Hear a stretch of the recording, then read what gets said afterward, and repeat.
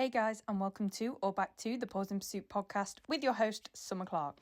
How are we all doing, guys? Today I have a super exciting guest episode. It is going to be with Nicci Hindson, who is a Teen GB heelwork to music member and Crufts winner, etc, etc.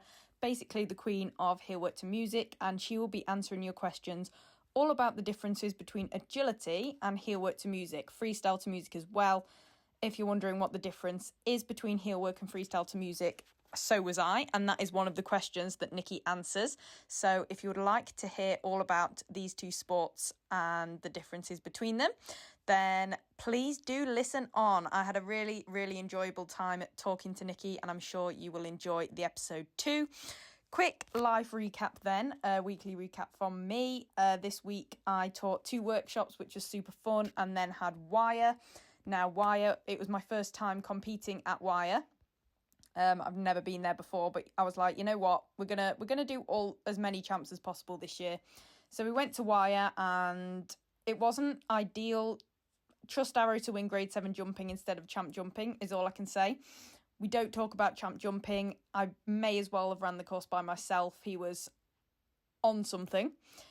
And to be honest, I wasn't in a great place after that run. You know, I hate feeling so disconnected from him like I am at the moment, after feeling so in sync with him at the end of last season. But I understand why it's happening, and it's all part of this relentless journey of ours. And boy, is it relentless. Champ agility was much better. He just flew the seesaw, so I put him back over it. And then he did misread a right wing wrap as a left near the end of the course, so I corrected that as well, because why not? I was Eid. But I could have gotten away with that if I needed to. But the rest of that run felt ace. And you know how you get Eid and then you run like properly and just go for it, and it feels really good.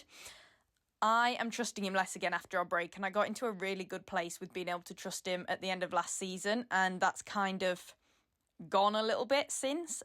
So I really need to concentrate on getting back to just absolutely attacking and hammering every course. I'm asking my mum from now on before every run to tell me, run it properly, goddammit, like she did last season, and it worked, but we forgot about it for this season. So yeah, that is what I'm going to do again from now on. He then did a much better seesaw in grade 7 agility, obviously won grade 7 jumping. But again, he didn't stop. He would have got it, but he didn't stop. So we redid it. And again, the rest of that run was amazing. On a positive as well, he nailed 3 out of 3 threadle wraps in the ring over all of our runs that day, which is amazing because he was really struggling with those in February at tryouts and stuff, pulling off quite a few, which was bizarre. And I wondered why, because we trained them a lot, but he nailed all of them at Wire. So hopefully we have sorted that out. But anyway, we're going to keep plugging away at Mission and get back into the swing of things. This is all part of it. And that was Wire. That is pretty much all that's happened in my life since I last spoke to you guys last Wednesday. I think, yeah, that's it. That is it. So I will let you listen to this episode with Nicci, and I hope you enjoy listening as much as I enjoyed chatting to Nicci. Right, so the first thing that I ask everyone who comes on the podcast is, if people don't know who you are, do you want to just briefly introduce yourself? Hey, I'm Nicci Hindson. I do heelwork to music. I've done heelwork to music since I was about 16 years old, which is about 18 years. We've been to Crufts, been to Worlds, to Europeans. She's had 6 Crufts wins. I think we've represented Great Britain 8 times now. Wow. That's a lot of times. How many years have you been to Crufts? Oh God. However, once with Leo, twice with Nala, and then Elsa's been in 2019, 2021, 22, 23, 24 and 25. So 8. 8 again, wow, that's a lot of years. Leo. Yeah. Probably I forget Leo's time at Crufts. It wasn't our finest moment, but it still happened. You still got there. Yeah. It's funny as well, because when I had Earl all those years ago, I came to you for some heelwork to music lessons, didn't I? Yeah. Full circle moment. So the first question then, so I've had quite a few people interested in heelwork to music because most of my listeners are agility people. So people are super intrigued, and someone wants to know what heelwork to music is, if they've never heard of it, and how is it judged in a competition? Okay, so heelwork to music is basically dance with the dog. Mm-hmm. So you put together a routine and you practice it and you perform it to judges. There are 2 judges at most normal shows. per class. Like qualifiers and Crufts have 3 and some internationals have 4. And all 3 judges are marking out of 30. So they're marking out of 10 for content, so what the dog does basically. Out of 10 for accuracy, so is the dog doing what it's supposed to be doing, and 10 for musical interpretation, so does it fit the music, is it like in time with the music, are you hitting any accents, and also is what you're doing like relevant to the story, you're not just doing a load of tricks just because your dog can do them. And how do the judges know if the dog's doing what it's supposed to be doing, if that makes sense? Like, can they see what you're asking it?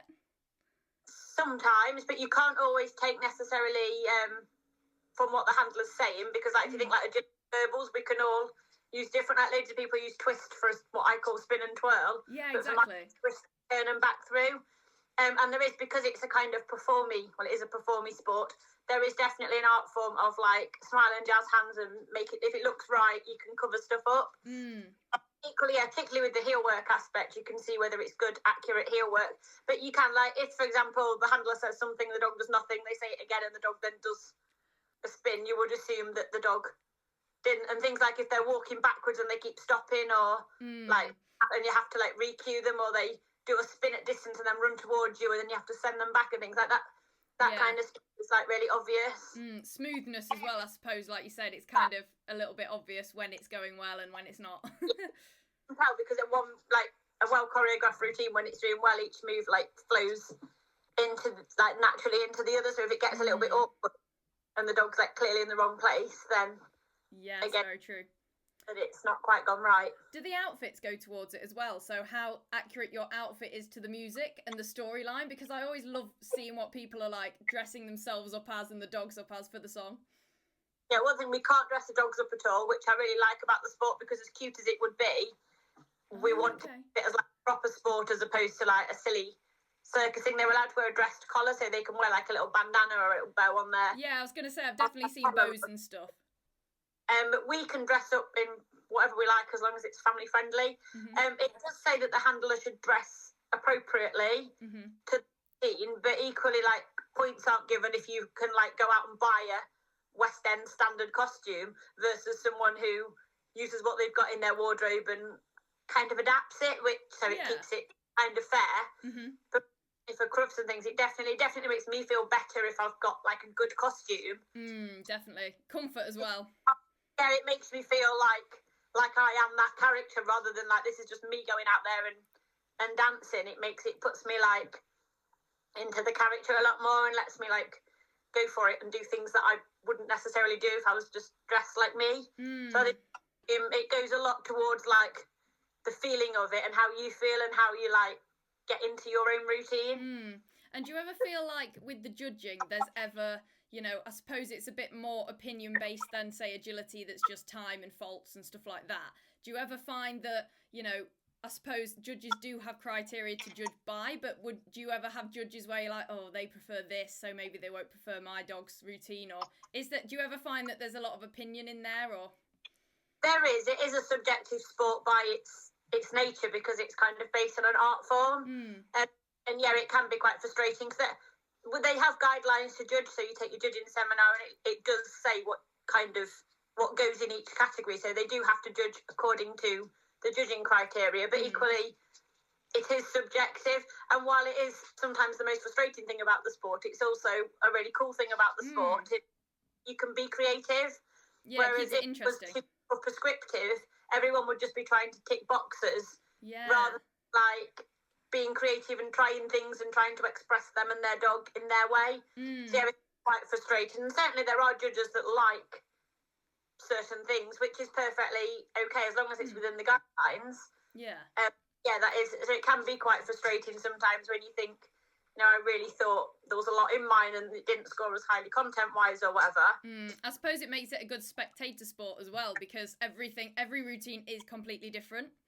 Exactly, and it's just great because you can play to your dog's strengths. If you've got a really small dog, like Trip, who won Crufts this year, he can do stuff that the collies can't do because he physically can't balance on your shoulders or whatever. Yeah, true. And collies can maybe do things that he can't do. And then, like, say, for example, a golden retriever that's all, like, big and majestic can in a way that a fast, crazy little collie can't do. Like, a big dog doing a paw lift can look more impressive than a collie picking it up really quickly. Yeah, that's true. So you kind of aren't at a disadvantage with a certain type of dog because they can all do different things.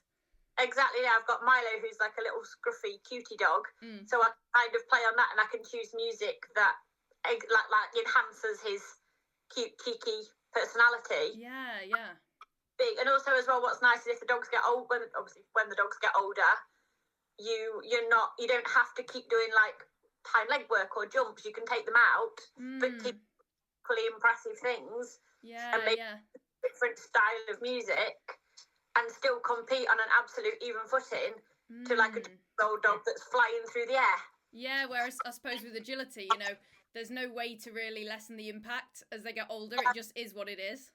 Exactly, and once they're not the fastest anymore, they're not the fastest anymore. Yeah. With agility, for example, if you've got a dog that really hates weaves, unless you still have to.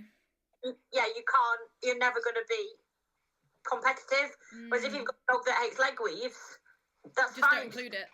Then if you've got a dog that's not great at jumping, just don't put jumps in. If your dog's not built for hind leg work, just don't put hind leg work in. But you have what like does suit. And also the handlers as well, like some handlers we're seeing a lot more from abroad, especially like really, really dancey, flexible handlers that can like jump into the splits and stuff. Wow.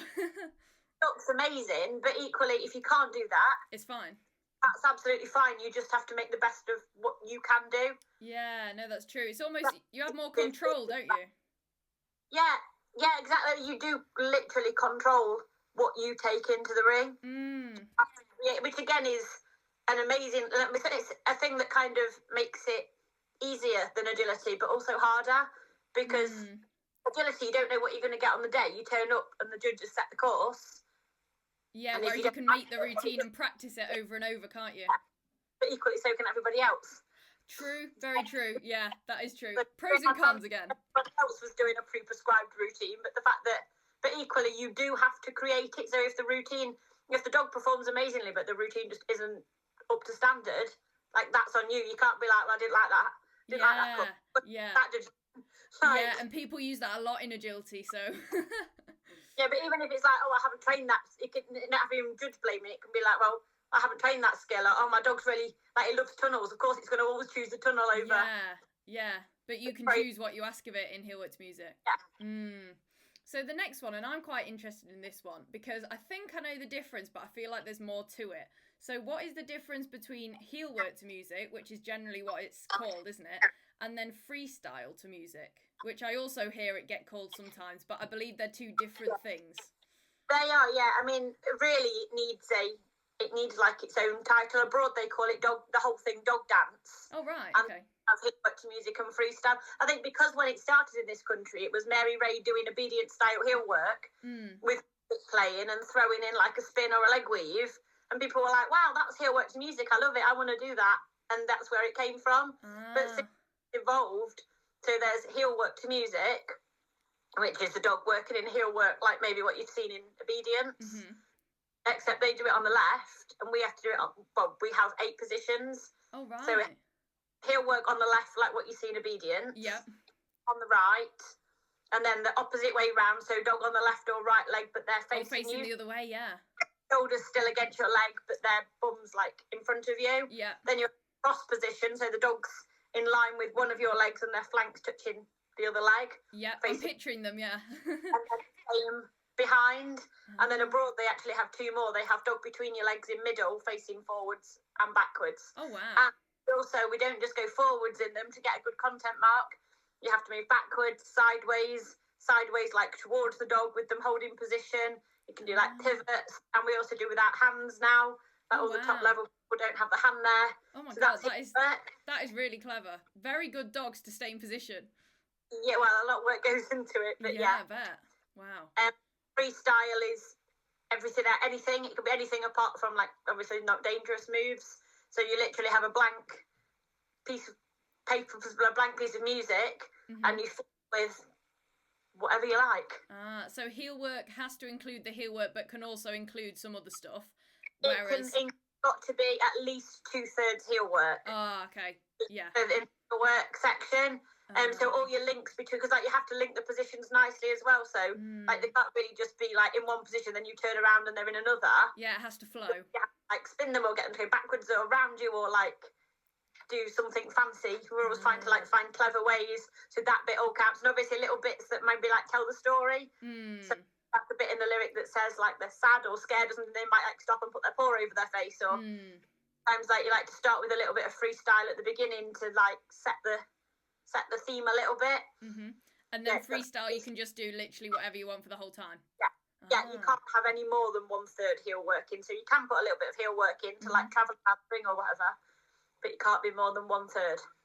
What do you prefer, freestyle? I think, I'm definitely more of a freestyle, but weirdly, like, heel work is catching up. Like, I do like a lot more. I mean, it kind of helps since Elsa's got better at it. Yes, definitely. But I do actually like, I feel like heel work done well is, like, stunning to watch, and it feels amazing to train. It feels like you're, like, waltzing with your dance partner. Yeah, like, their position, and you're, like, skipping around, and they're just there. And if you look down, they're looking up at you, and it's just like, oh. Almost feel attached to them, I bet. Well, you mean you literally are attached to them? Yeah, I suppose you are, yeah. Literally are attached to them. Yeah. Wow, it's very impressive. So, in your opinion then, can a dog succeed in both sports? So, both heel work to music and agility? Both heel work. Oh, I took that as heel work to music and freestyle. Yeah, but yeah. I did, and then I was like, wait, no, they mean agility. So heel work to music and freestyle, she's living proof that she's done exactly. both. Heel work to music and agility, absolutely. Up until Elsa, I've done agility with all my other dogs. So Leo and Nala both were like grade 6 in agility. And I do know other people that kind of do dabble in both. I think it's like anything, like if you really want to excel in something, as you know, it takes a lot of time. Yeah, and more focus on just one maybe. Free time all week long to like dip in and out of training and still give your dog loads of rest and time to like go for walks and like just chill out and have days off and do physio and everything for both sports. Yeah, that's very time consuming. I mean, it's time consuming for just one, like we know. Exactly. So there's no reason why you can't do both. Lots of people do both. Lots of people do obedience and heel work to music and things, for example. But I kind of think if you want to be like real top level at one of them, the other one generally then becomes a little bit of a like little side hobby. Yeah, you can't really do both at the highest level. Like it's humanly impossible. Being on, like, Team GB for heel work to music and on Team GB for agility. I don't think that's even ever been done. I think Ashley Butler's possibly come about the closest when she was. Oh, maybe actually, yeah. When she was doing a lot of heel work to music with Pudsey, and Andy was an agility champion. So I think she's true actually. So it's probably definitely closest. Yeah, and also I suppose success, where this question says succeed, success is relevant.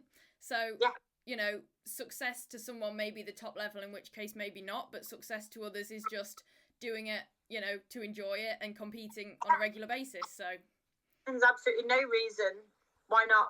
And they do kind of complement each other. They're both dog training. What's amazing is when you've got a dog that does heel work to music. I remember when all this like verbals and like European handling first came in. Lucy trying to get people to do like ketchkas. Yeah. Like, I can't go behind you. And Nala was like, oh, you want a looping around? Okay. Yeah. And also, I suppose not only that, but everything you do with your dog's improving the relationship between you, isn't it? So, you know, they're getting used to doing what you say and working with you and stuff like that. So that's also going to help the other sport. Yes, fitness as well, like doing like weaves and spin, hind leg works, good conditioning, good stuff, doing the cue and stuff. Yeah, and a lot of agility dogs, you know, they know their left and right spins, and like a lot of agility dogs know a lot of the tricks, you know, that people will use in the warm-up or stuff like that, so. Definitely, yeah, and it's the other way around. I think agility can be quite good for creating drive in heel work to music dogs, because they focus for quite a lot longer than an agility dog. Yeah, a lot. Starters, it's like 2.5 minutes. Get them like blasting and like round a grade 1-2 agility course. That can really help them with like, going in a ring's really fun and exciting, and I can just go for it and run. Yeah, in heel work to music as well, they have to go longer without getting rewarded, don't they? So they have to learn to work for longer without reinforcement of any kind. Is that quite tricky to teach in the early stages? Or I'm assuming you build it up like slowly. I think it's much easier if you start from when they're young. My dogs don't see any difference between whether I've got food in my hand or food on the side. They still know, or toy or whatever, they still know that they're going to get it. Yes, yeah. It's much harder when you come into heel work to music after like a year or two at home, just like teaching your dog tricks with a treat in your hand, because you put the treat down and they're like, wait a minute, there's no treat, I can't do it. Yeah. It's easier if you just make it like a normal thing right from young, that sometimes you just ask them to do something and then like produce a treat from your pocket, or like a tuggy from like your hoodie hood or whatever. And it is exactly that. Agility is the same, but obviously for a lot shorter period of time. But it is, you still need to be able to do it without a reward, otherwise competing is very difficult. Impossible. So in your opinion then, which sport is the most difficult to succeed in and why? Again, this word succeed is relative. But let's say, which sport is easier to teach and do well in at a high-ish level of competition, would you say? Again, it's very different for different people, isn't it? I mean, I think if something was easy to do at a high level, then everyone would be doing it. Yeah, exactly. There would be no high level. Everyone would just be that level. Yeah. So I think there is no, easy, which one's easier to get to a high level. The one that you put loads and loads of work in, that you love with all of your heart, because that's what keeps you coming back to it when you have a day that doesn't go so well. Oh, yeah. Think about as you fall in asleep, the one that you think about when you wake up and you think, I want to go and train, that's easier for you to compete at a high level. Because, you love it and you want to, and your dog loves it as well. It helps if it's something that your dog really enjoys. Definitely. And I also think, it's the same for both sports, really. Like you said, the dog has to love it. You have to have a good relationship with your dog. You have to have all the same foundations almost, and the groundwork to do well in it. And it doesn't really matter what you're teaching your dog, but you've still got to do the same work, like you said. Totally. Like people that come to my classes that have already done agility generally progress faster. They've got a dog that they can take into that environment and be like, right, okay, we're going to do training now. And the dog's like, oh, okay. And they get that, they do something and a reward happens. It doesn't just appear for them, just sitting there or trying to grab it out your hand. Yeah, and no matter what you're training, like I said, it's the same principle, isn't it? You're teaching your dog a behaviour through a method. So really, it doesn't matter what you're doing. It's the same effort that goes into it. Yeah, definitely. Yeah, I would imagine that dogs that have already done heel work to music that then go and try agility are quicker to progress, because the handler and the dog get each other and they get how they look. Yeah, they've worked together already before, and the dog, they kind of just slip into a new kind of style of training. Each agility skill is just another trick. Yes, and exactly. Heel work to music is just like teaching a new agility skill. Yeah. If you actually think about it, agility, it is each an individual trick or behaviour, just like you teach the tricks to chain and then into. You put them together. Yeah, exactly. It's all just a chain of behaviours, isn't it? Yeah. I never thought of it like that. So, what are the most popular breeds within heel work to music, and why do you think this is? So, obviously, in agility at the moment, or it's always really been border collies. Now you've got your spaniels, potentially a few shelties. So, what does that look like in heel work to music? I mean, it's pretty similar in that border collies there's a lot at the top, but of the 20 finalists at Crufts this year, 19 border collies and one was Trip, and he won it, and he's a Pomeranian cross Maltese. Wow. So it doesn't necessarily mean, it's kind of like with agility, it's a self-fulfilling prophecy that local collies are good at it, so people buy the top handlers go and they're like, oh, I've done really well with my collie, I'll go and get another collie. Yeah. And then well with it because they're a good trainer. And also, I mean, the collies, they do kind of have they generally, most collies want to learn, want to do stuff. They like their toys, their treats. I was going to say, is it like a drive thing, work ethic thing, I think, with collies, mainly, isn't it? Possibly, but there are other breeds that do really, really well. And abroad, they have a lot more variety in their breeds as well. But there's a little bit of a spate on working goldies at the minute, and they're stunning. work. They move really, really well. Oh, wow, okay. Yeah, you wouldn't see those in agility.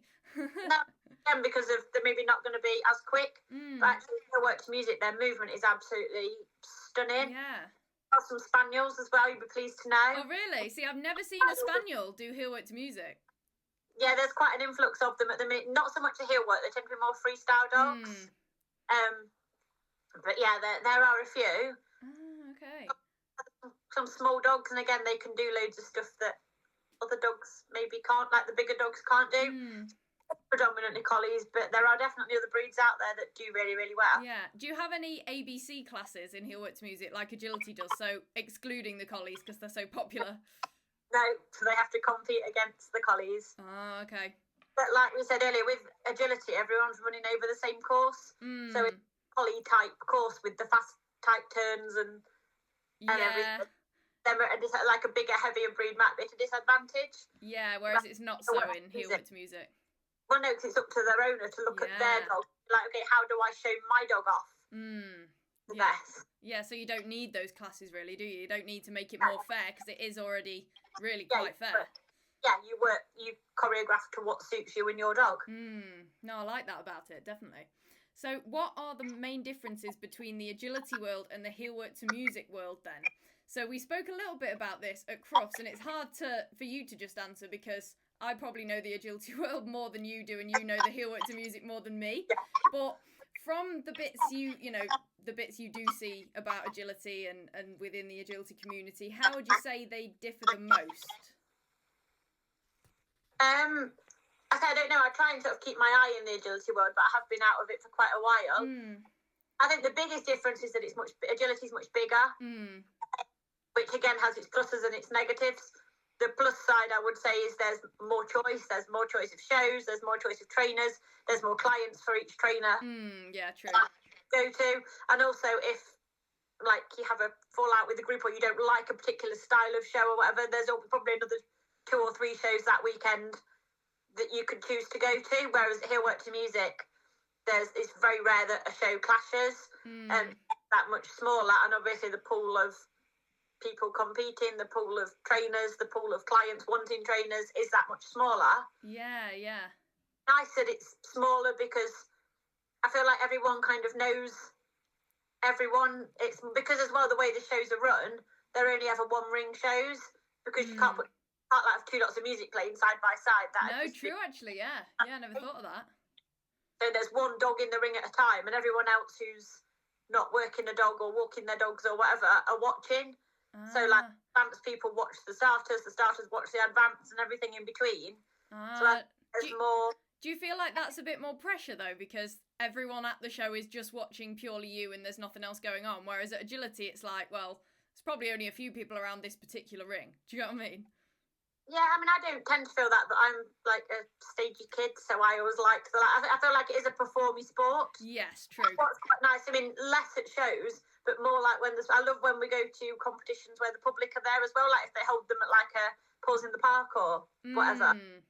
Purely because like we get quite immune to what our dogs can do, like moves like backwards round you and backward leg weaves and walking on hind legs and jumps. They're just quite normal to us now because we could all do them. Yeah. But then dog does something and the public are like, oh my god, wow, look at that dog's dancing, that dog took its paw, like, oh my god, that's amazing. It's like same as Crufts to be fair, isn't it, in the main ring where you can hear the audience's reaction, and to us it's just normal, but to them they're probably sat there thinking, oh my god, that's insane. And it's a real like confidence booster because even if it like goes a little bit wrong, they're still like, wow, my dog won't even stay with me, and I'm like, well, I can do this. Yeah, it's almost it's a good reminder to us, isn't it?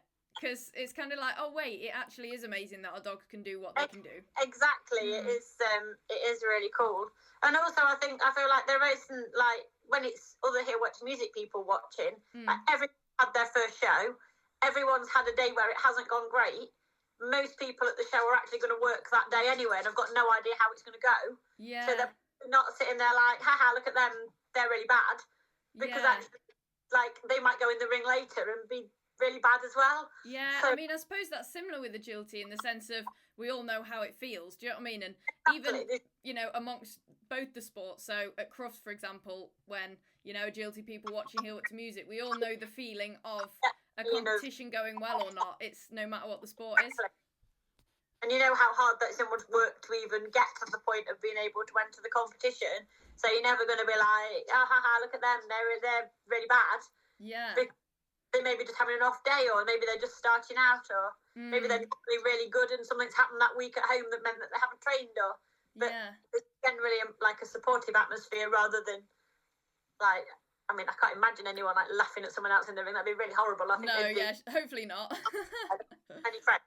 Yeah, no, exactly. Always rocking up shows on their own. Yeah. So, is there a heelwork to music Team GB? And if so, how does the selection process for this work? So, is it in a similar way to the agility Team GB? Yes, there is a heelwork to music Team GB. I've been lucky to represent Team GB, I think 8 times now, with 3 different dogs, which is quite cool. Very cool.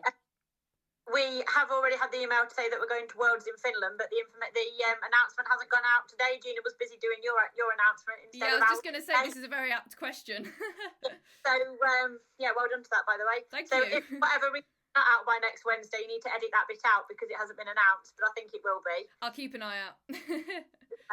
So, we're going to Finland. Well, we are going to Finland, and then I want to do the other ones later in the year as well. Well done to you too. That's awesome. Yeah, she's a good girlie. So, yes, there is a heelwork to music Team GB. The selection process is a little bit different to the agility ones. So it's a fairly recent thing that we've had brought in, actually inspired from agility, actually inspired by listening to one of your podcasts. Amazing. Some of it came from there. That we have a squad now. So we have a squad of around 20 handlers, which is refreshed every year. So you have to apply in like November, December, giving your results for the past 2 years. And it's actually open to advanced and intermediate people. Okay. The top performing handlers are on the squad. And then they generally take a few like intermediate or just one into advanced handlers and dogs that are showing real promise. Okay. On the squad for the year. Like a development partnership, Yeah. So they have, we have 4 squad days throughout the year where we attend them and we train and we do various exercises. Either training with the dogs, we've had like some canine massage stuff, some sports psychology stuff, some dance lessons, like all sorts of different things aiming to like pull us all up, and it gives like the development squad chance to work with the ones that are already working at that level. Yeah, which is invaluable. Like I was on the development team last year and it was just so nice because it takes a bit of pressure off because, you know, the expectations are slightly lower because you know you're more there to learn, if that makes sense. But then for the next year, you're way more likely to get on again because of that year. When the whole squad doesn't... Ellie, because you're going to scratch, can you not lean against that door? That's an earthquake. So basically there's a squad of around 20 handlers and dogs. When a competition comes up, so when the Worlds or the Open Europeans or European Opens comes up, anyone who's on that squad can apply. Even development people can apply. Okay. And you just basically fill in the form with your results from the past 2 years, usually it is. And then the Kennel Club and the squad manager basically selects from the ones that have applied what will make the best team. How many on the team is there in total? Well, sometimes it can be handlers working multiple dogs, but abroad there's 4 heelwork dogs work and a reserve. But it's really nice because 4 work and only 3 scores count. Oh, right, okay. Yeah, that's nice. It is nice. So if someone does have a bad day, it's okay. But all 4 can make the finals, can make the individual finals, which is nice. And we've done that. We've had Team GB twice now have all their dogs in the finals, even though the top 3 counted. Oh, wow. Still good enough to make the final. Yeah. So you have team and individual events like agility does?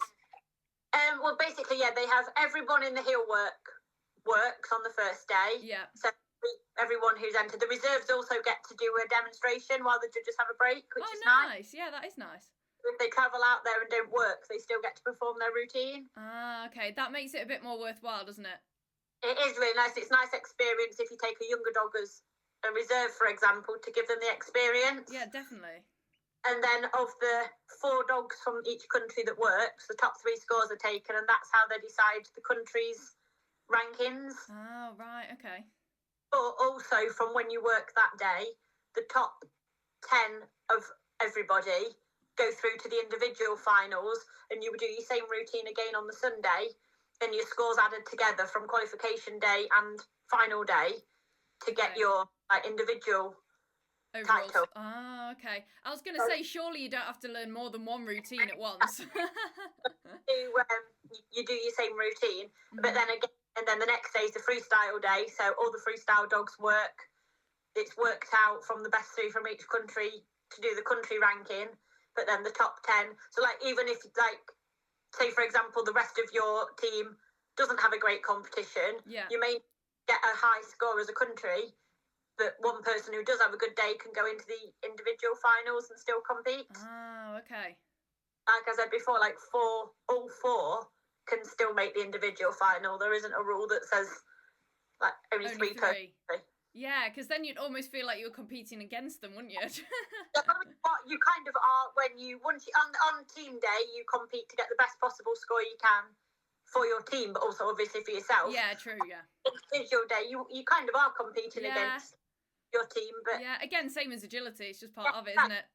You're competing as an individual, so you go out there and try and do as best you can for you, but it's for yourself on the Sunday for the final. Oh, cool. Yeah, I definitely like how the agility team GB has the squad days, and you've introduced that now, because like I said, it really helps as well, like getting to know your team really well and having all those extra little bits throughout the year to kind of build up to that instead of just going straight into it.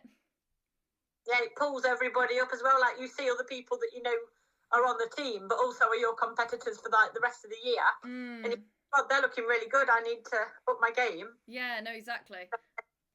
Do you have a management team for Team GB as well?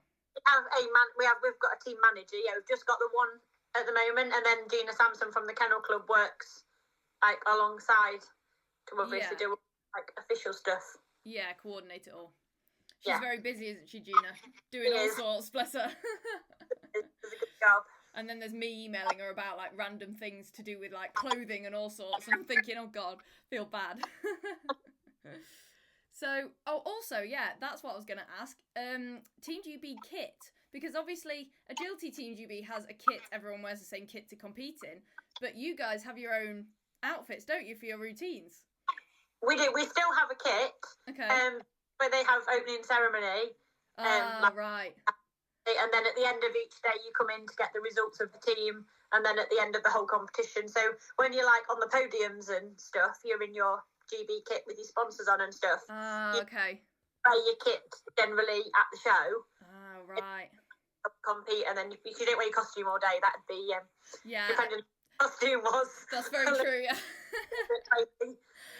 So you wear your kit until it's time to compete, and then you put your costume on and then take it off again. Oh, yeah, that makes sense, yeah. Imagine everyone just walking around in their costume all day.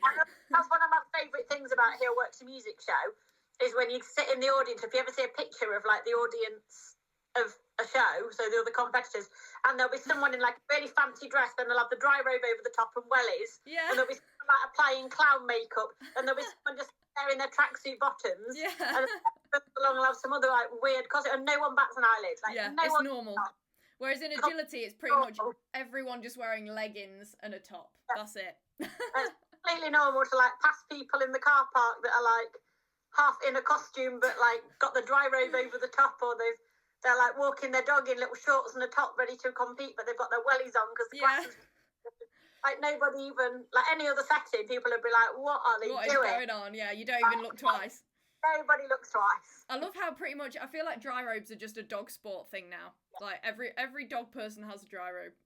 Yeah, I mean, it's essential, because like, if you just put your nice costume on and it's like a white dress and it's raining. Yeah, and it usually is raining. Yeah.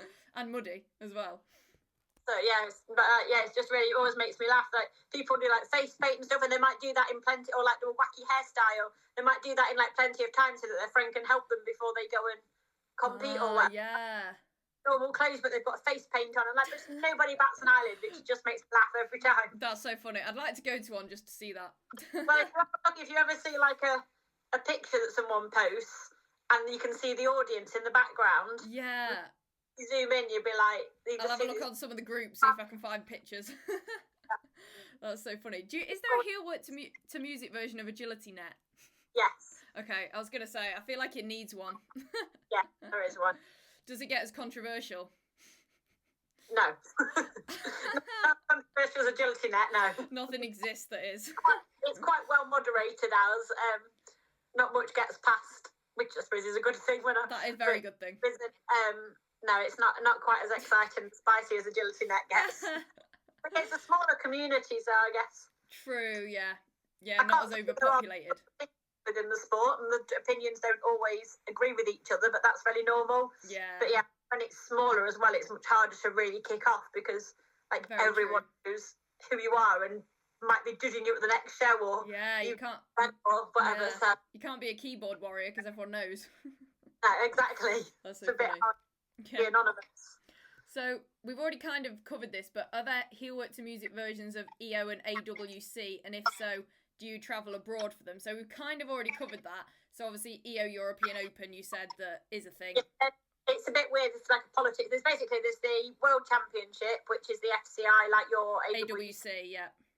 Which is pedigrees only. Yes, and then same thing, yeah. Been off when people wanted to compete with non-pedigrees, so the Open European Championship became a thing. Oh, right. Which is dog. And then politics happened. I'm not even sure quite what happened, but someone wanted to run it and they didn't like the rules of the OEC, so they created the EOC, which is the European Open. So we've got the Open European and the European Open. Oh.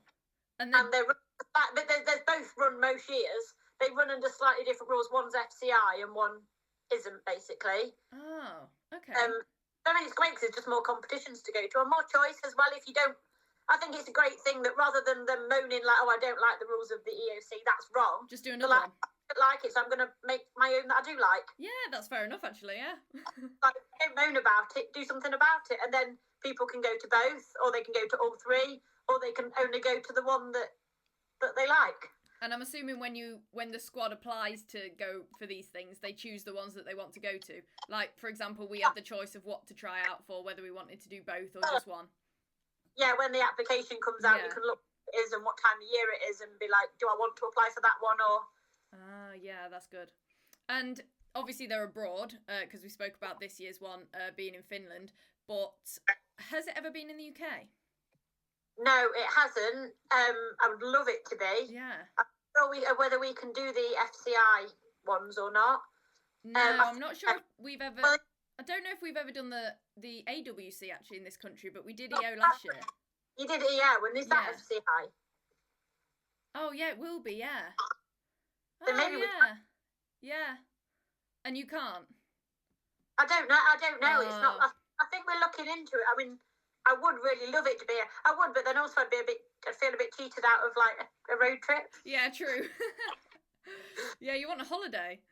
That's the best bit, is like going to see all different countries and stuff. But yeah, I mean, we would, if we could hold one here, it would be really cool. Just cuts down the cost, doesn't it, I suppose? It does, but equally it's quite fun. Like, who'd have thought I was first like dancing with my dog, that I'd travelled to all these different cool places. And I know, it's crazy, isn't it? Yeah, it's such a cool perk to what was just a hobby. Yeah, I've been abroad for more agility than I have for holidays. Same. Like loads more. Abroad for holidays was like France and Mallorca, whereas I've been to Spain, to Germany, Austria, Italy, Denmark. We're going to Finland. Yeah. A lot of places you probably wouldn't think, oh, let's go to a holiday here either. Like, I've only been on holiday when I was, like, really little to America because I had family out there. The rest has been agility. Like, we stopped doing our abroad holidays because it was like, well, I've already got one. But you still get to, like, I always make sure as well, because, like, it's a long drive, I always include, like, the drive into it. So it's not like, oh, we just drive to get there. I always, like, make sure for, like, stop nice places. Yeah, no, exactly. This year in July...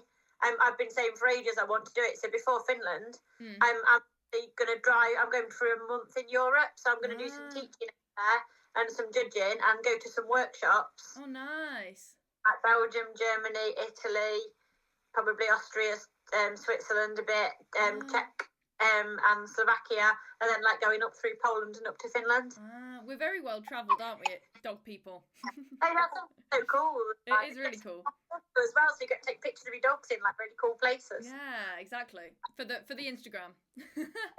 Yeah. Do you teach full time then, heelwork to music? I don't actually teach at all. Well, I don't have regular classes at the moment. Oh really? Oh, okay. No, I only could get the hall on Fridays, and it was a bit difficult, like for people. But I do workshops, like as and when there isn't, because like we were saying with the like pool of people, I don't think anybody teaches it full time, because even if every single person that did heelwork to music in the UK came to you for lessons, it still wouldn't be enough. Yeah, if they came to you for classes, like I still don't know that many people could actually work full time. Doing it. Yeah, good point. Yeah, whereas obviously people do for agility because they're everywhere, aren't they? Well, yeah. So and obviously not everyone is going to come to you all the time. So like I do workshops like throughout the year. I do the 1 or 2 day workshops, and that's what I'm doing a little bit when I go abroad as well, which is obviously really cool and good. Definitely. So is there a heelwork to music version of Champ then? And if so, how does this work? So obviously in agility, you've got your Champ shows every now and again throughout the year, and there's 2 rounds, then a final. You get a Champ ticket, you qualify for Crufts, 3 Champ tickets, agility champion. Is there a version of that kind of process within heelwork to music? I really wish. Oh, that's a no then. No, there isn't. I don't know if it's ever been big enough. I mean, we try. I think it has been looked at, and I really, really think there should be. Yeah, I do. I think that I'd love to see it like backdated to some of the dogs that have like there are dogs that have done heelwork to music that absolutely deserve like a title on their name. Yeah. We have like warrants, I think, bronze, silver, and I must admit I'm not, because they came in once Elsford had already got into advanced. So it's hard to keep count, isn't it? Well, it isn't. I don't know if you can backdate them anyway. Oh, right, so it's like okay. Dogs for agility that were heelwork to music warrant like gold, and she'd probably only be bronze because we don't actually make that many. True, like, yeah. See, there's always been warrants in agility, hasn't there? It's always been a thing, and they now have platinum and diamond as well, because I think that many people got to gold. They were like, oh, better make more. Yeah, I mean, I don't actually compete that much with it because I do a lot of demos over the summer. So I can't actually make that many shows. The shows we do go to are more like Crufts, semis, internationals. Yeah, bigger ones. So she wouldn't actually get many points. So I kind of think it's a bit insulting to her to be like, you can be a bronze where like, do well. Yeah. Like I don't really feel like it's something that I need to do, but I would love there to be a champ, not just for her, but like some of the other dogs that have just been incredible and so like consistent and don't actually have a title on their name to. I don't quite know how it works. Obviously, with agility, you've got the 2 rounds, then the final. I suppose you could have maybe a heelwork and a freestyle round and then a final, or would that be conflicting? A lot of dogs don't actually do both. No, that's it. That would be a cool way to do it, actually, to do a heelwork to music and freestyle combined. But they are very separate. It's not so much like agility and jumping. They are separate. Like you can absolutely only do one or only do the other. Yeah. A lot do. But I guess, I mean, if you did the Crufts was 2 wins, like they do with the agility, you had to win like one of the premier, like the Crufts qualifiers, and then maybe if you win Crufts, that's like your second. Yeah. That's like your 3rd win or something. So then you've won a normal class and a Crufts win. Yeah, I mean for agility, winning champ at Crufts counts as 2 tickets. Yeah, so I mean, you become a champ. So it's the same thing. Crufts win or something. I don't know. It would be really cool, and I do think it would. I'd like to see it. I feel like it's any dog that does such cool things at such a high level deserves that champ status. Yeah, do you know what I mean? It's just another thing to work towards as well, isn't it? Definitely, yeah. Another goal to add to the list. Everything we have at the minute there's nothing permanent. Like, no one takes it away from you. Like she's had 6 Crufts wins, but like this year she didn't have a win. Yeah, it kind of people don't forget, but it kind of is less relevant. Do you know what I mean? Last year I could say, we're the Crufts heelwork to music champion, but this year I can't because we're not. Yeah, but we were, and we have been lots of times. Like, same with Team GB in a way, isn't it? It's like, well, if I was on like with Ethel when I was on juniors, and I was like, I'm on Team GB, but no, I'm actually not anymore. I was. Exactly. Yeah, it would be nice to have something that's permanent, that even when they're like older and retired, you've actually got that permanent thing of like, it's not something we've done that year. This is something we've done that is theirs. Accumulation of work. Yeah. Yeah, definitely. Maybe one day. Hopefully one day. Yeah, definitely one day, I think. Yeah. So how do you qualify to compete in heelwork to music at Crufts then? So obviously in agility, you've got your qualifiers at competitions throughout the year. Some you just have to win the class. Others are kind of an accumulation of points. So how do you do that within heelwork to music? It's kind of simple. There's 10 premiere shows throughout the year. Yeah. And you enter the advanced classes for heelwork and freestyle are qualifiers. Mm-hmm. And the top 2 that don't already have a qualifier get a qualifier to the semi-finals. I think it's a little bit like your Olympia. Okay, yeah. And then the finals Crufts. Well, the semi-finals are in January. And there's like 20 floor plus last year's winner that gets a bye into the semi. Yeah. So there's 25 dogs in January, and you have to go and do your routine that you're going to do at Crufts. So like basically your new routine. Mm-hmm. And top 10 go through to Crufts. Okay, yeah, that is a bit similar to the ABC at Olympia that I had to pull out of, but it was meant to be you accumulate points throughout the year, the top whatever get through to Olympia, and then the top slightly less from Olympia go to Crufts. So yeah, kind of the similar semi-final kind of vibe, isn't it? Yeah, this just as isn't accumulating points. It's they thought about doing that one time, but they've done it so it's the top 2 that haven't. So if first place and second place haven't already qualified, like earlier this year, then they're the ones that go through to the semis. Okay. But later on in the year, if the first place or second place have already qualified, then third gets it, and then fourth or fifth or sixth or whatever. Yeah, so, yeah. I suppose as well in agility, there's so many different classes at Crufts. Like there's champ, which you get through a ticket. Singles, which is the accumulation of points. Then you've got other stuff like Novice Cup, Starters Cup. Then obviously you've got all your YKC stuff, which, to be fair, YKC, there's heelwork to music in the YKC as well, isn't there? I saw a lot of people at Crufts actually in the YKC doing it. Yeah, I didn't manage to get over to watch the competition. But yeah, I know a lot of the juniors, and they're doing very well. There's some people in the juniors working really, really hard at the minute to raise the profile. Won a YKC award for it as well, which was really nice. Okay, yeah. I think I know who you mean, actually. I think I saw that on Facebook. I can't think of a friend's name, but Emma, wasn't it? Emma. Yeah, that's it. Yeah. Yeah, no, I remember seeing that. It's really hard to raise heelwork to music's profile in YKC. Yeah, that's really cool. I mean, there's loads in YKC, isn't there? There's absolutely every discipline. It's really cool.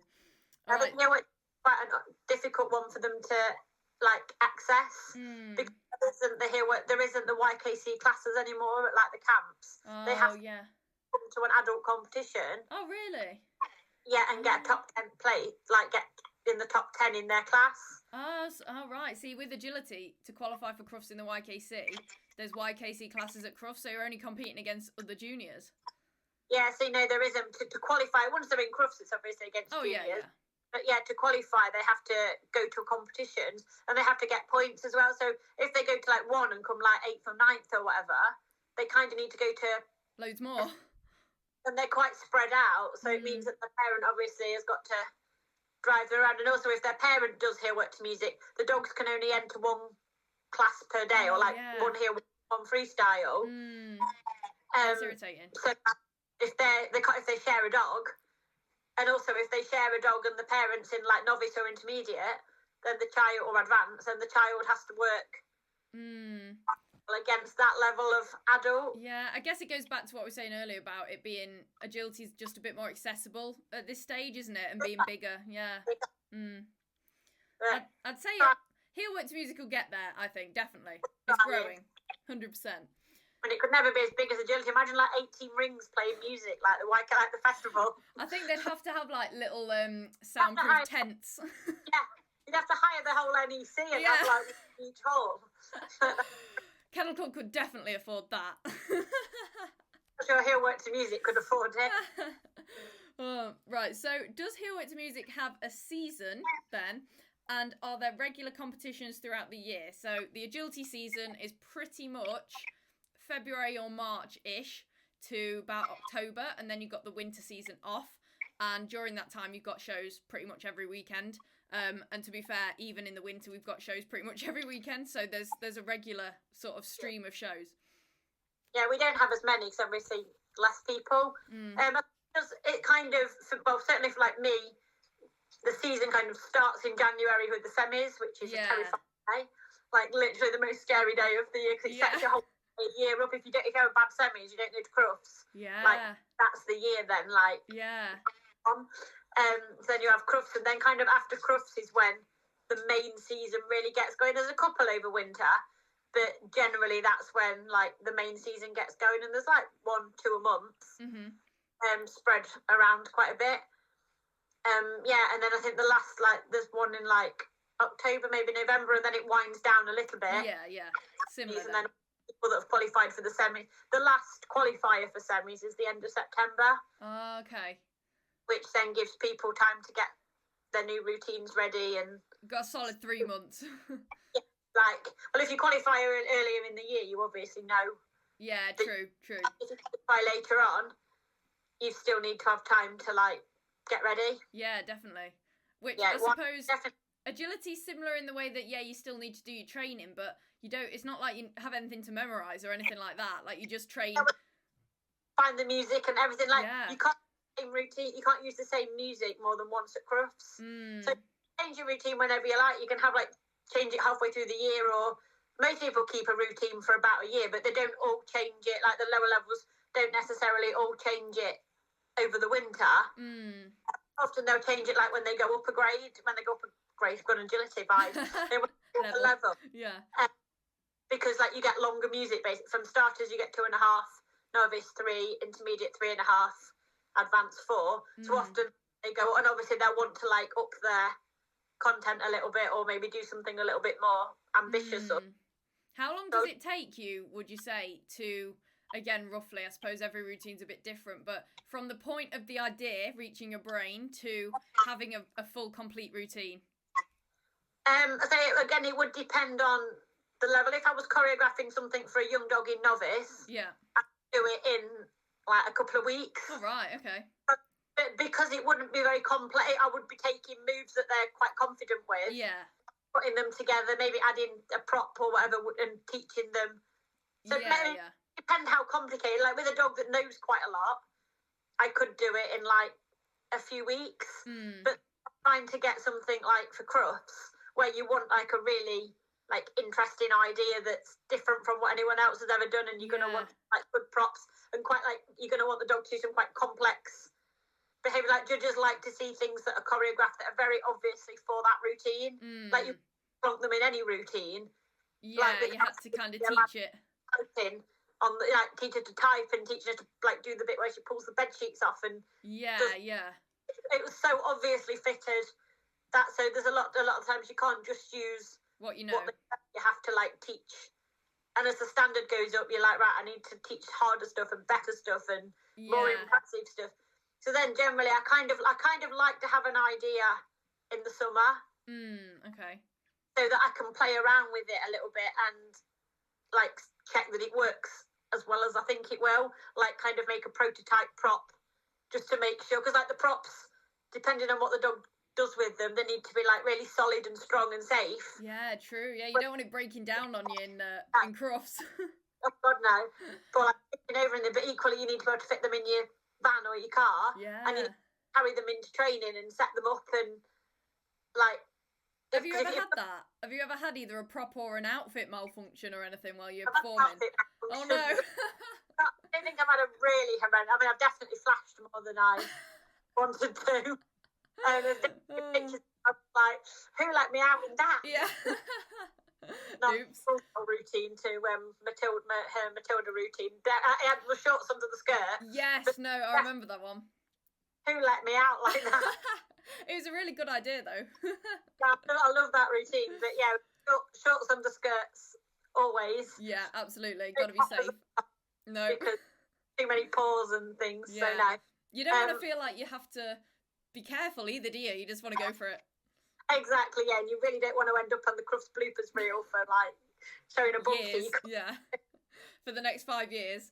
Exactly. So yeah, props probably not so much, but I'm like super careful. Like the amount of weight that I put on the props. Yeah. There's like 40 kilos of Oh my sandbags. God.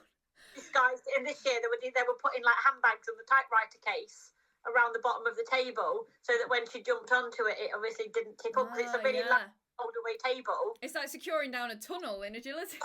It is. Yeah. It's a dog safety. Yeah. A post as well. That ended up with a flyball weight on the bottom of it. Wow. In the collecting ring. It's a whole workout just carrying them into the ring. Yeah. Oh God, yeah. The stewards were like had so many like massive props this year to deal with. That's funny. So yeah, that is something but like a prop can make your routine really stand out. It can you kind of want to draw the judges in before the music's even started. You want them, like if you go to the theatre and like the curtain opens and whatever you see, you're like, you get a first impression, don't you? Yeah. So you kind of want to do that. You kind of want the judges and that audience to be like, oh, this looks exciting. What's going to happen? Yeah. Leave an impression as well, doesn't it? Like more memorable than anyone else, if possible. So you have to sort of try that. So I generally, I play around with it over the summer, and then often I've had like international competitions in the autumn. So I've then gone back to like last year's routine to compete at those. Oh yeah, and true. When I come back, then pick up the new stuff. But I know solidly that it works. Like you're confident in it. Get back from an international in like November and try something, but like, I hate it. It doesn't work. Yeah. Oh God, imagine. I've got nothing. So that would be really stressful. Yeah, and then you don't want to have to rush one, do you? Because then you'll be thinking, well, it's because I didn't have enough time. I could have made it better. Exactly. Yeah. Because whatever you do for the semis, even if you scrape through at the semis, if actually like you didn't like it, you can change little bits, but you can't like change your music and stuff. No, yeah. So you kind of have to be really sure. Yeah, and then you're stuck, aren't you? You're stuck with it. Yeah. So I definitely I like to have a play like in the summer and be like, yeah, this idea works. I like it. Like, do a little bit of training with like your friends and like check that they like it, and I'm like, no, that's rubbish. Yeah. Have you ever had anyone actually say that to you? No, that's rubbish. But I hope that we'd be honest with each other. Like, if they were like, I don't know if it would like, translate that well. Like, I don't know if because like if you go something too niche that maybe the judges wouldn't know. Yeah, true. It wouldn't relate to them. No, it's your job to kind of make that. It doesn't matter if they haven't seen the film or whatever. But you have to be able to expect. You can't assume that the judges will be like, oh, they're doing that because in the film they do.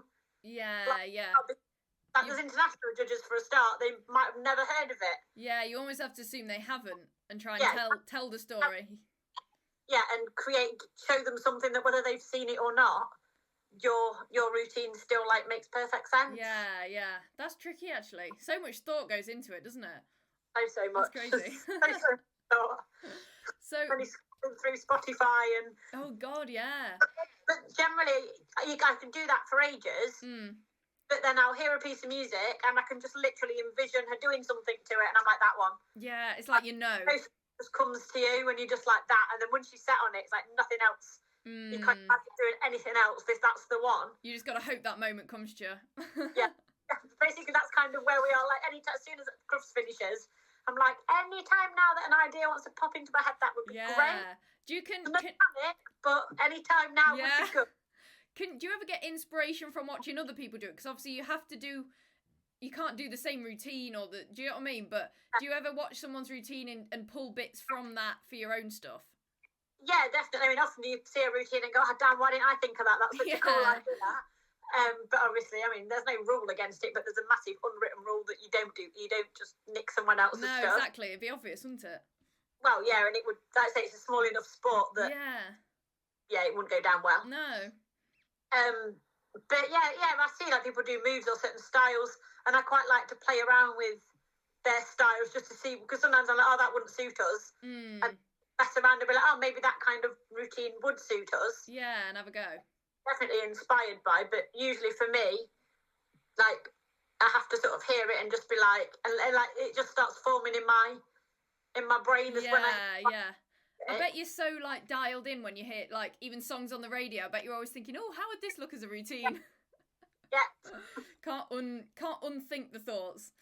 Right. So do you think that heelwork to music will ever grow as large as agility then? I don't think it'll ever go. I mean, I don't see how it can, like we said, with the like one ring.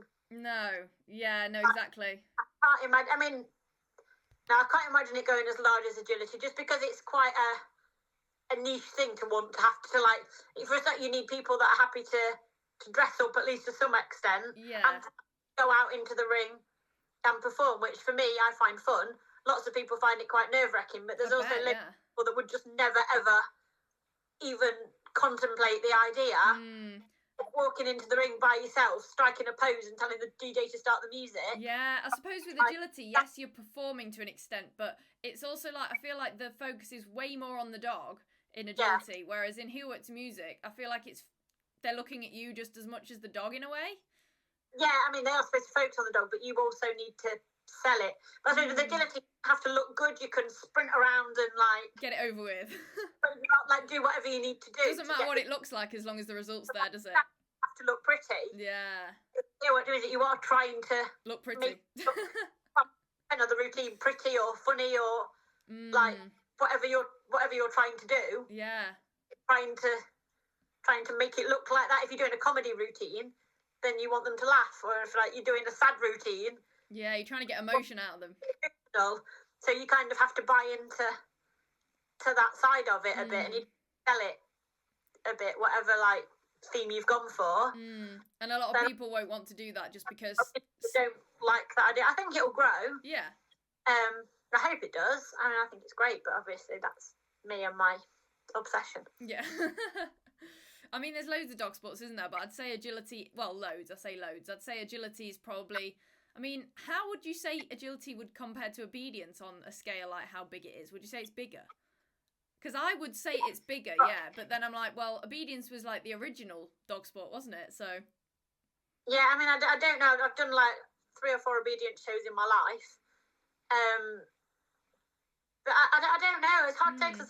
Kind of keep my hand into that as well, just to see, like, I go on the Facebook pages, and then like branches off now of like, there's an organisation like Because that like are more into like driving dogs and rewarding in the ring and stuff. So that's like a really progression. Because that's something we've looked at in heelwork to music, whether getting from never doing it to competing in your first competition with like no food in the middle of the break, you're home for 2.5 minutes. Yeah.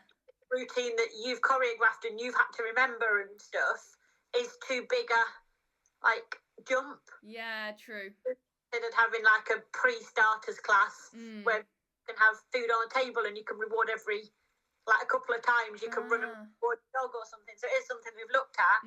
That's helpful. Doing it. That's reminded me as well. So 2.5 minutes, is that the max or the average? Like, do you have a minimum and maximum? It's the maximum, but you can have a 5% overrun. Okay. What's the minimum? There is no minimum. Oh no, it's the song length, I suppose, isn't it? Well, we have to edit the music because there isn't many songs that are 2.5 minutes, and there's certainly not many songs that are 4 minutes. Yeah, so, true. Like editing music, like putting 2 different songs together and stuff. Yeah, true.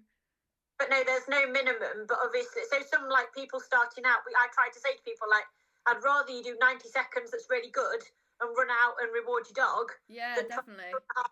Where your dog's focus and you lose them at the end. But obviously, if you try and win the class, you want more in it. Well, if they're all doing a minute longer than you, they're going to get more. Yeah. I literally have used my 5% overruns this year. So mine are like 4 minutes and 10 seconds long. But I couldn't get the song to work any shorter. Yeah. Also, like, you just want to pack everything. More skills in, yeah, definitely. Or what you can do. No, that makes sense. You want to make the most of your time out there, don't you, really?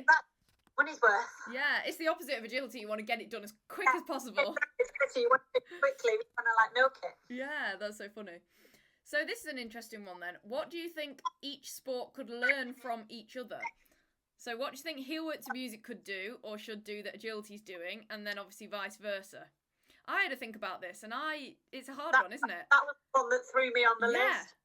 I think agility, I think heelwork to music has learned from agility this real, like, passion for going out and kicking ass abroad, basically. Yeah. There was a time where obviously we've always wanted to do well, but I feel like since we've kind of looked at the agility model of how you select teams and how the teams train and stuff, I feel like there's much more of a culture of, like, we've done a lot better, we've been really successful, and also I feel like there's that real buzz, and it's really done a great job of, like, bringing the top level together. We're all pulling each other up, which has then fed down the sport. Yes, yeah.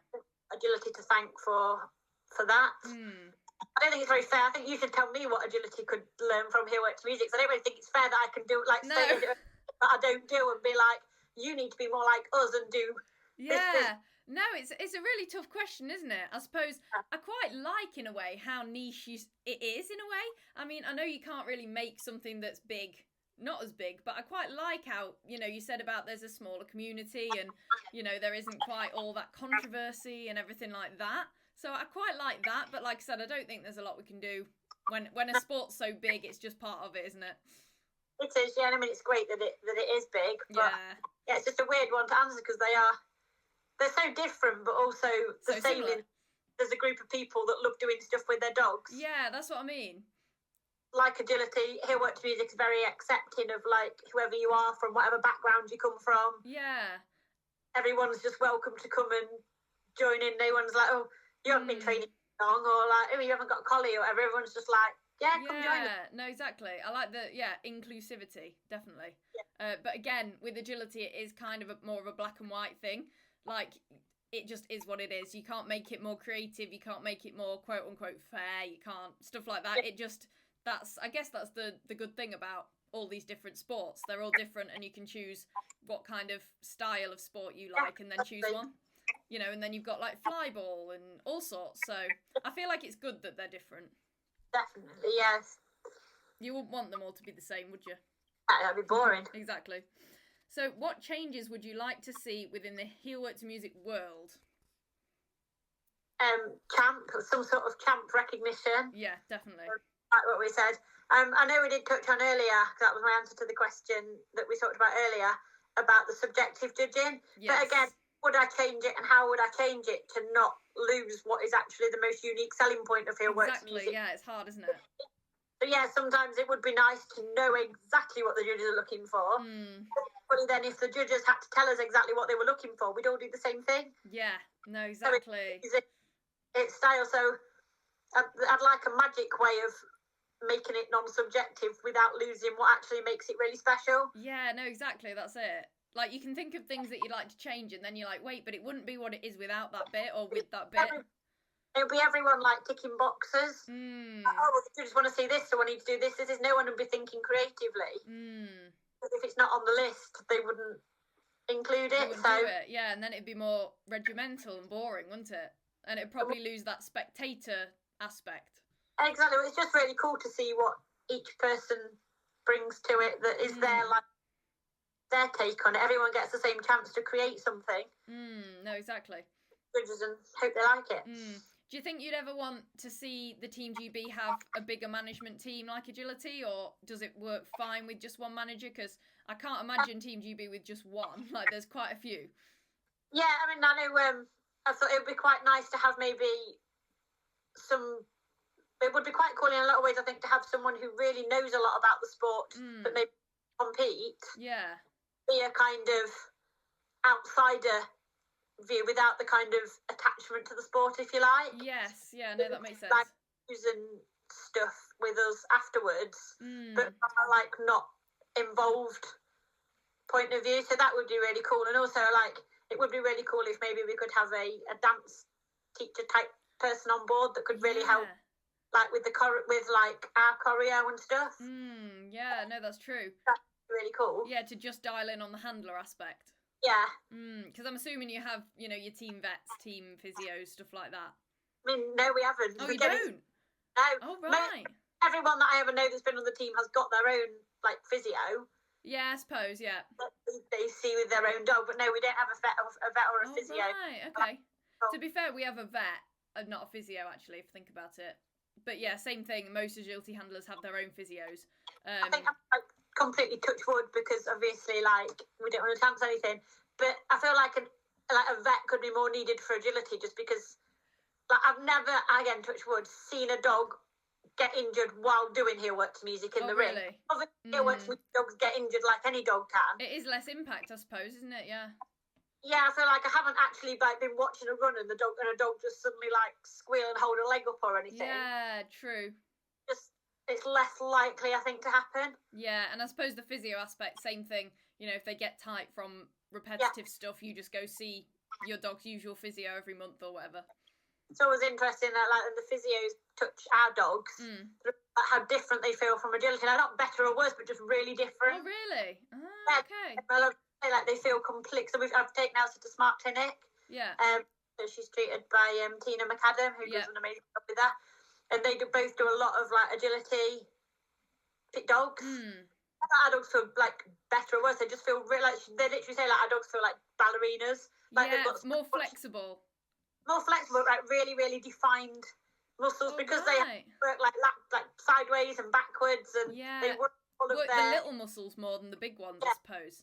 Yeah. I feel like agility dogs probably get tighter as well, like more knotted and stuff. Yeah, well, I guess it's probably more repetitive with agility just because there's so many ways they can take a jump. They're either wrapping to the left, wrapping to the right. Right, or and like I said, everything's at such speed and such impact, and like A-frames and all sorts. Yeah, whereas like it probably is the little twitch muscles of like when dogs hold a beg and then they have to go into a down and a bow and then like cross their paws or like step sideways and. Tell you what, agility's like your weightlifting, and heelwork to music's like your Pilates or yoga or something. That's the way to say it. Is there because with agility there's a YKC Team GB, which is obviously what I was on. Is there or has there ever been that for heelwork to music? So just a junior Team GB for a junior EO? No, there isn't a junior EO at the minute. The Open European last year had the OEC, not the EOC. Yeah. Last year, the junior class. Oh, a category. Take any because it was the first time they'd done it. They were just like trying it out. So, but there was a really good standard. Out there. So if again for the juniors to even get on the squad, our juniors would have to be competing at an advanced level. The adults. So I think it's more open for like older juniors. Yeah. I think it would be difficult for like a 10-year-old to do. Yeah, no, that makes sense. But actually, you could get like a 16-year-old. More than capable. Yeah, definitely. Yeah. So it is something that if they hold it in the future that they're going to look at. Yeah. If we're going to take one over, we want them to feel competitive. We don't want to take them over and throw them into a group of 18-year-old Czech girls that. No, exactly. Yeah. How terrifying. That's going to really knock their confidence. So, yeah, that would just be demoralising, wouldn't it? Yeah, so we want to take a junior over that's like ready to compete at that level. But yeah, definitely we would take one over. Yeah, I suppose with agility as well, you often see, and it's great, but you often see a little, like you said, 10-year-olds, whatever, just bobbling around with their like parents' dog or something like that, which is, I feel like it's just a little bit more straightforward than having to remember a whole routine when you're that age. Do you know what I mean? When they're out there, if it doesn't go well, it's them knowing how to like handle it and keep going. Fix it, yeah. Otherwise, it's a really long, like 2 or 3 minutes or whatever, watching them really struggle. Yeah, no, exactly. That's true. And often as well, yes, you have to remember a course for agility, but like I said, it's like 20 obstacles. It's not a 2.5 minute routine. So get all your verbals out, remember what you're doing, and God, I can't even imagine. My memory's just not good enough. My long-term memory is really, really good, like scarily good. My short-term's not great. I can walk in a room and forget what I came in for. Yeah. But like, I remember other people's routines that I've seen like once from years ago.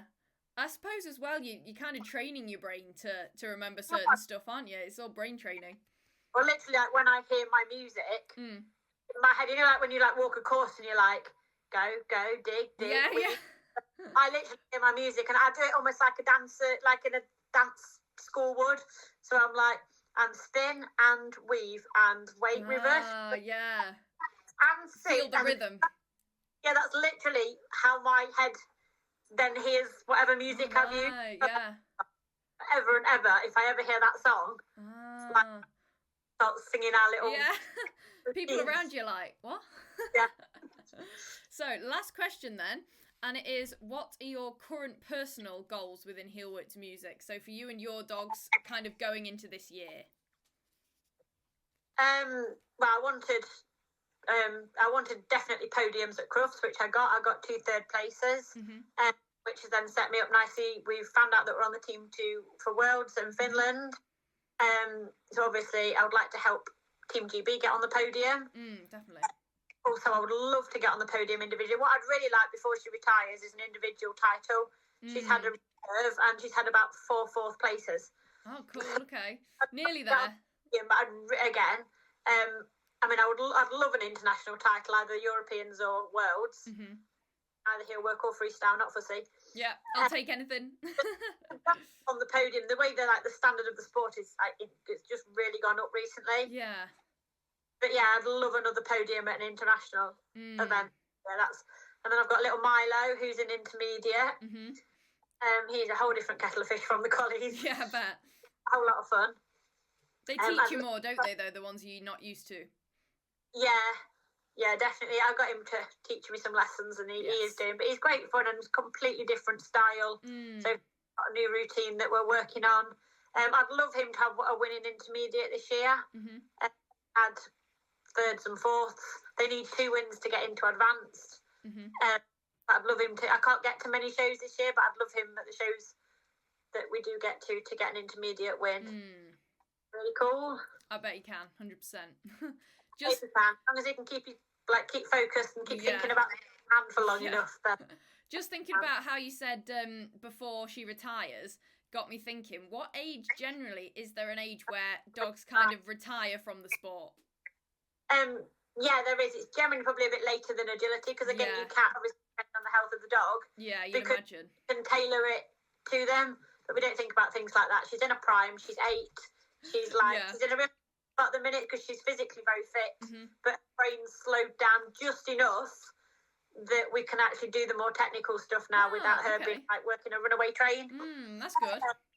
What you tend to find actually is like Trip, who won Crufts this year, he's 11. Oh wow. Foxy's still 12.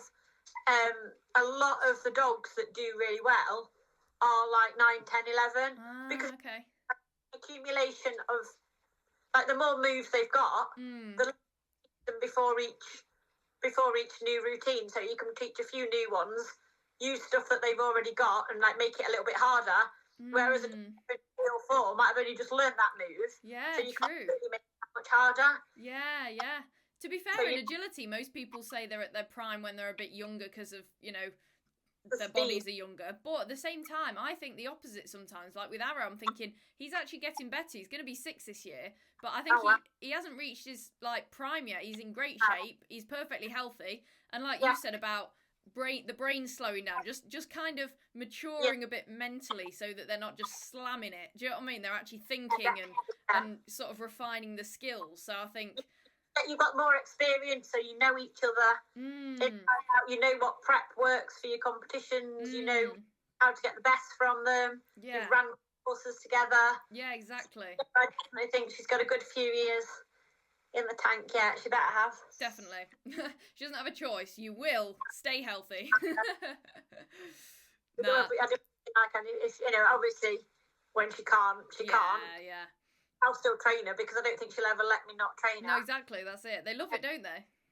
Oh God, yeah, she's crazy about it. So trying to think about that. I just want to. I just keep making it. I'll assess her constantly. If there's a move that I start asking her for, and she for example, if I start asking for hind leg work and she starts coming out a bit before I've asked or looking wobbly, then I'll get it straight out. Or... Yeah, well, like I said, we know them, don't we? We know when there's something off, and we get them checked out, and often, it can be just a bit of tightness fixed by the physio or anything like that. So, but us dog people, we look after our dogs more than ourselves, don't we? So totally, they last a while because of that, I think. So amazing. Well, that is all the questions. Thank you very much again. That's all right. Thank you for having me. You're welcome. Very interesting. I think there was a lot of people actually, as you can see, asking questions. I think a lot of people are interested about the other sports as well because we're so engulfed in agility all the time. I'm a bit nosy, like to know what else is going on. I am, definitely. Go to the shows or whatever, then just never know it's even really out there. Yeah, no, exactly. So there was my super fun conversation with Nicci. Like I said, I hope you guys enjoyed that as much as I enjoyed talking to Nicci. It was a really fun episode, and I enjoyed learning the difference between agility and heelwork to music, all of the many things that differ between them, and also the ways in which they're similar as well, because there are quite a few similarities. What each sport can learn from each other was really interesting as well. What's funny is that I used to train Earl in heelwork to music with Nicci. Probably, oh God, I can't even think. I was probably like 15 max, probably not even that, probably like 12, 13. I don't know. I was young. I was very young. So it's a very full circle moment. She's now coming on my podcast. And obviously another huge congrats to Nicci for making heelwork to music Team GB this year. Super, super exciting stuff. So that is the episode. Quickly, I will tell you what I'm up to within the next week. I'm teaching another workshop. I am recording a podcast episode with Dr. Vicky Fraser, which will be super exciting, all about preventing and rehabilitating injuries in agility dogs. Dr. Vicky is the Team GB vet, agility Team GB vet. So I can't wait for that conversation. Next week will be the monthly Q&A episode, because today should be it, and I just wanted to get Nicci's episode out. But next week will be that, and then the week after will be the podcast episode with Vicky. So make sure you're following the podcast on Spotify mainly, and also Apple Podcasts. Also subscribe on YouTube, because it's on there as well. At Pause and Pursuit on YouTube and every other social media as well. You can find me also at Summer Clark. I'm all over the socials, so please do go give me a follow. Like I said, it's mainly at Pause and Pursuit on pretty much everything. But yeah, make sure you're following the podcast so you don't miss those 2 exciting episodes coming up over the next couple of weeks. And if you're feeling really generous, you can leave the podcast a 5-star rating or review on Spotify or Apple Podcasts. I know I always say that, but it really does mean the world to me. I didn't finish what I'm doing within the next week. I'm also judging Agility Nuts on Saturday, so I will see some of you there, I'm sure. If you're running my courses, I really hope you enjoy, and I look forward to watching you and your dog in action. I'm then competing at Nuts on Sunday morning, and then I'm off to teach on Sunday afternoon. So that is pretty much my week until I next speak to you again. What else do I say on this? I think that is everything. Oh, online coaching. I also offer online one-to-one coaching for agility handlers and their dogs. So if you're interested in that, if you would like some help kickstarting your season and think that I could help you, please do fill in the inquiry form that is in the description of this podcast episode, and we can have a chat. It commits you to absolutely nothing. It's purely for us to have a chat, see if it's suitable. If you change your mind, absolutely no worries, no hard feelings at all. But I would like to speak to you guys. I love helping you out where I can. And watching you guys progress. My students are doing awesome at the moment, which is super exciting. And it is the most fulfilling job in the world. So yeah, please do get in touch. I also obviously offer in-person one-to-one lessons in Gainsborough at Field of Dreams at the moment. So if you would like an in-person lesson and you're not too far away or are willing to travel, that'd be great. Then again, please do get in touch. Keep sending me your podcast episode requests and recommendations, both solo topic ideas and guests that you would like me to get on the podcast and what you would like me to talk about with those guests. And without further ado, I will let you guys get on with the rest of your Wednesday evening. I hope you all have a good week. I will see some of you at Agility Nuts at the weekend, and I'll speak to you next Wednesday. Bye, guys.